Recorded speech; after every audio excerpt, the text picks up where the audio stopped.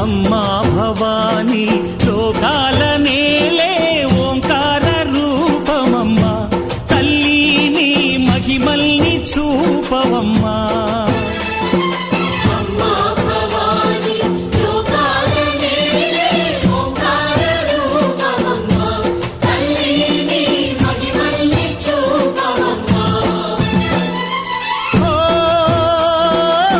సృష్టికే దీపమా, శక్తికే మూలమా, సింహరథమే నీదమ్మా.